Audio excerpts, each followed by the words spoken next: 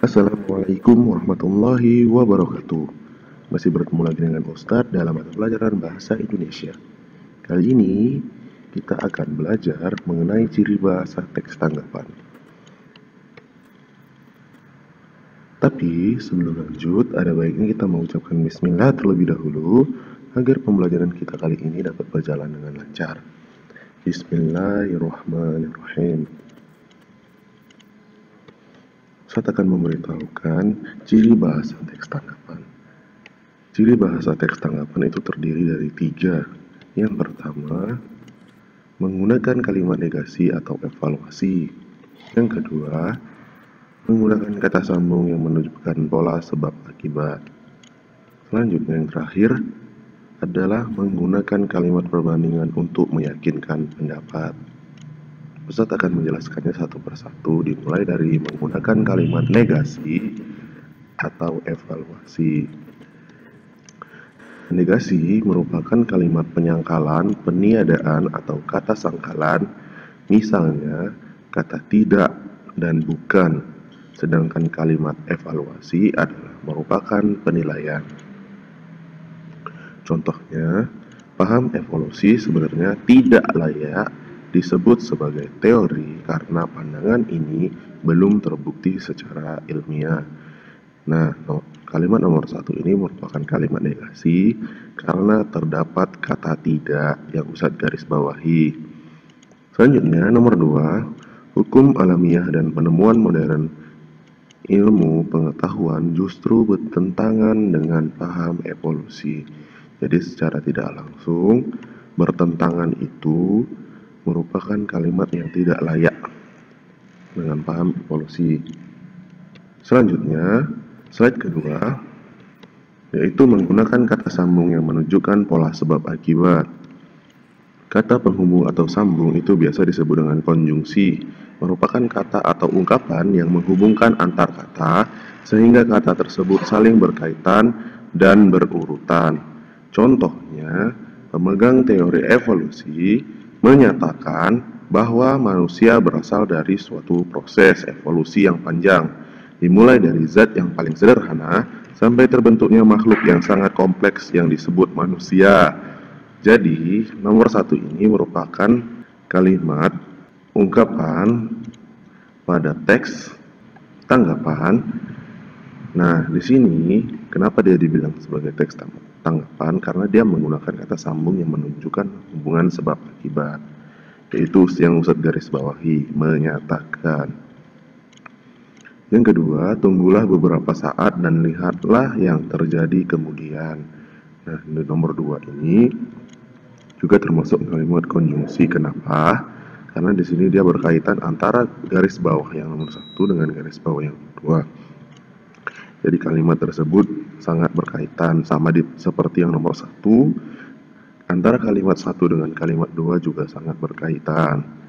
Selanjutnya yang ketiga atau yang terakhir, menggunakan kalimat perbandingan untuk meyakinkan pendapat. Jadi perbandingan adalah perbedaan selisih atau kesamaan kalimat. Contohnya, 1. Paham evolusi sebenarnya tidak layak disebut sebagai teori karena pandangan ini belum terbukti secara ilmiah.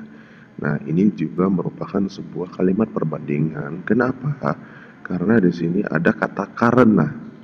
Paham evolusi sebenarnya tidak layak.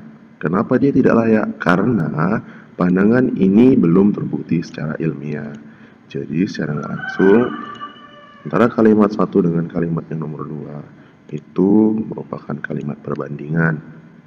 Selanjutnya yang kedua, dalam teorinya Harun Yahya menyatakan bahwa dari beragam bukti ilmiah yang ditemukan para ilmuwan, tidak ada indikasi yang menunjukkan bahwa makhluk hidup terbentuk melalui proses evolusi, karena makhluk hidup yang berbeda tidak muncul ke muka bumi dengan jalan berevolusi.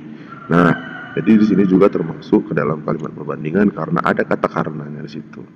Jadi si Harun Yahya itu menyatakan bahwa dari beragam bukti ilmiah yang ditemukan para ilmuwan, ternyata tidak ada indikasi yang menunjukkan bahwa makhluk hidup itu terbentuk melalui proses evolusi.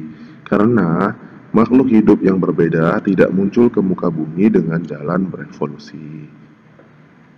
Nah, ini merupakan salah satu ciri bahasa dari kalimat tanggapan atau teks tanggapan. Jadi teks tanggapan tadi itu ada 3 ciri bahasanya. Selanjutnya, lalu apa tujuan komunikasi dari teks tanggapan? Nah, setelah kita tahu ciri bahasa dari teks tanggapan, lalu apa itu tujuan komunikasinya? Tujuan komunikasi atau fungsi sosial itu sama ya, tujuan komunikasi dan fungsi sosial itu sama. Teks tanggapan adalah untuk membantah atau menyanggah isu, pernyataan, atau argumen-argumen yang dianggap tidak benar. Jadi, ternyata tujuan komunikasi dibuatnya teks tanggapan ini adalah untuk membantah atau menyanggah isu atau berita, sebuah pernyataan, atau argumen-argumen yang dianggap tidak benar. Jadi jika kalian ada sesuatu yang kalian anggap itu tidak benar, kalian bisa membuat teks tanggapan agar yang membuat berita bisa belajar dari kesalahannya. Selanjutnya, penugasan. Nah, Ustadz akan memberikan sebuah penugasan pada teks 8 halaman 113 sampai dengan 115 yang berjudul Candi Borobudur bukan peninggalan Nabi Sulaiman. Nah, di sini Ustadz akan menyuruh kalian untuk mencari ciri bahasa dari teks 8 tersebut dengan patokan tabel yang Ustadz buat ini. Jadi, kalian mengisi pertanyaan-pertanyaan yang ada di kolom aspek. Ada 4 aspek yang Ustadz hanya minta. Yang pertama, kalian cari kalimat yang menggunakan kalimat negasi, yang menggunakan kata kerja aksi, menggunakan kata sambung yang menunjukkan pola sebab akibat. Yang terakhir, menggunakan kalimat perbandingan.